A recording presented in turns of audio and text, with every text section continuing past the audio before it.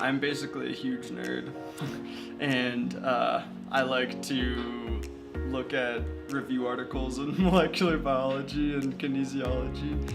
I'm going to nursing school for 1 year, an accelerated bachelor's in science and nursing program. I've been an athlete all my life. I used to play lacrosse.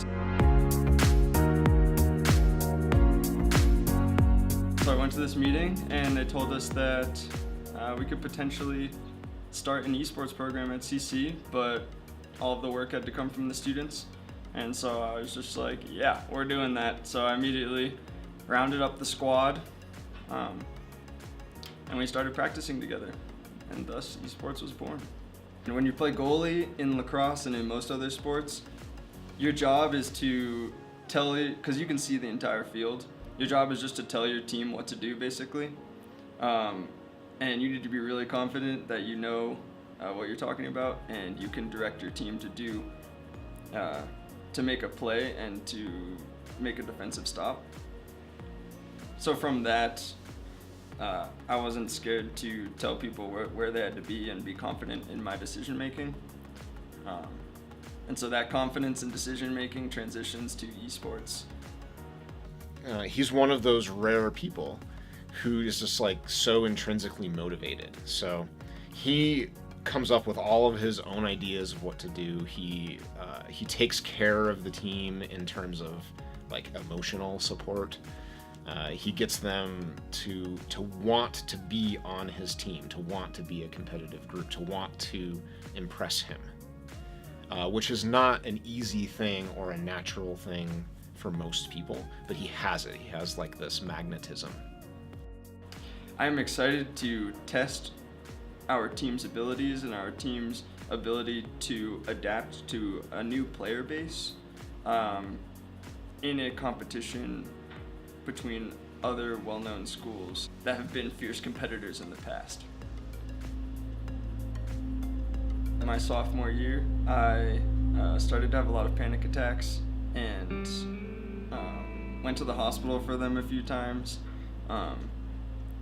And I was so convinced that I wasn't stressed out that I thought they were just breathing issues, or like I thought I had like some medical thing wrong with me. I had no idea that it was stress related until the end of sophomore year when I had a seizure and on the lacrosse field, and I was like, okay, something is way too stressful in my life, and like if all of these factors could have built up to give me a seizure, I should probably chill out for a little bit.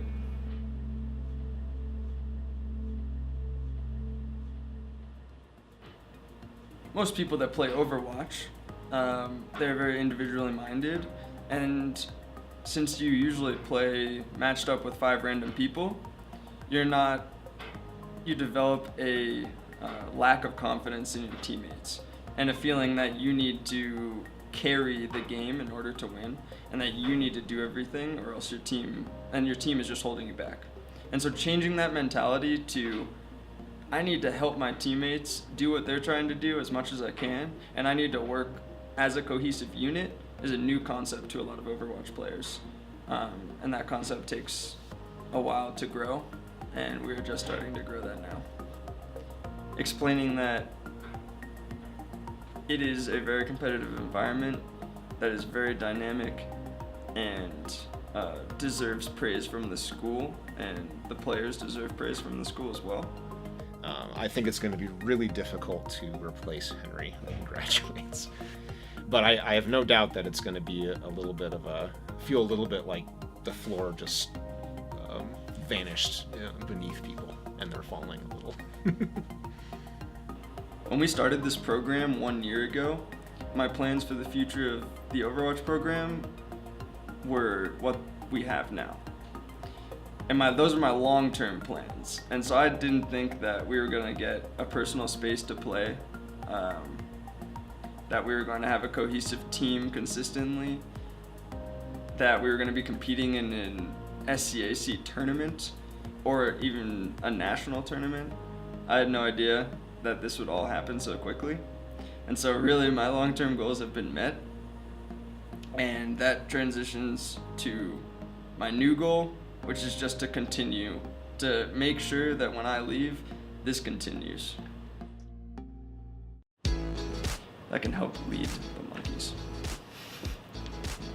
Is that why I'm Mystic Monkey? I needed monkey because... Will you give us your best monkey impression?